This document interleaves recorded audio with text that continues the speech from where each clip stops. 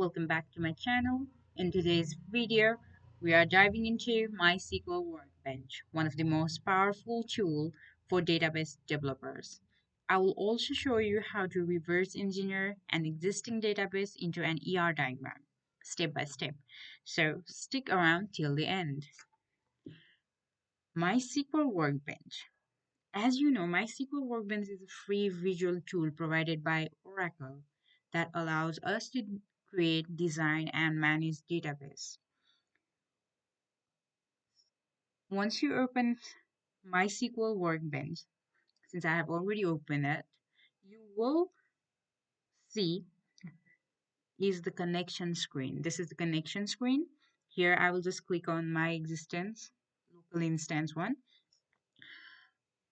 Since I have already saved my password and username in the vault, so when I click it, that it directly opens the query tab. And here, if you don't know, or if you haven't created a database, then simply go to File, click on New Query tab, then here write a query such as create database first, then execute it.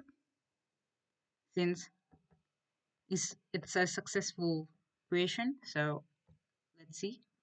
So here you can see the first as schemas.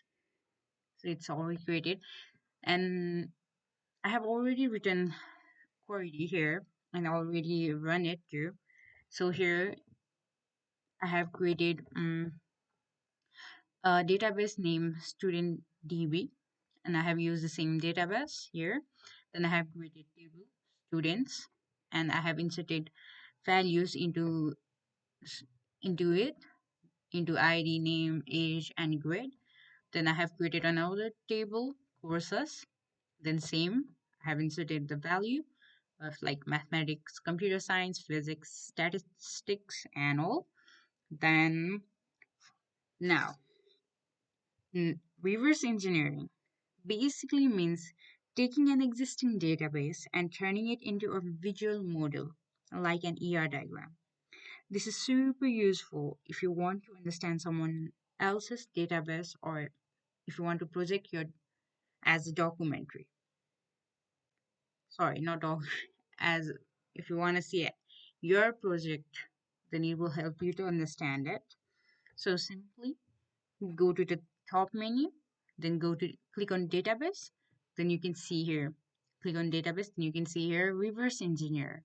Click on it. Then if they ask you for a password, you have to write the password. Since I have already stored my password in a vault, so I don't have to write it. Then click on next. Then again click on next. Then select the schema. The audio core database that I created was student DB. So this one, I'll click on it. Then next. Then again next. Then again execute. Click on next. Now it's done. Click on finish. Here, you can see the schema. Sorry, you can see here the reverse engineering ER diagram. Here, student, which I have created the student table. Here it is. And here are its courses. And you can see these are the primary key and all. So it's that simple. Um, uh, that's it for today's.